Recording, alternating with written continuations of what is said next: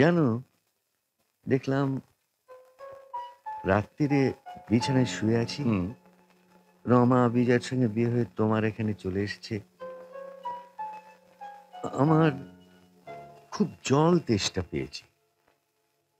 বাড়ি খালি, জল দেবার কেউ নেই।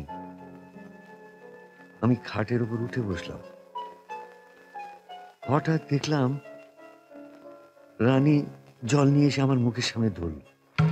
জল? রানী? না, আমি রাধা।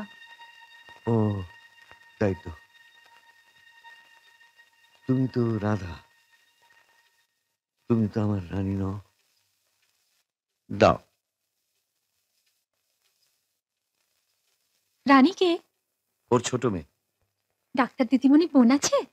ছিল, এখন আর নেই।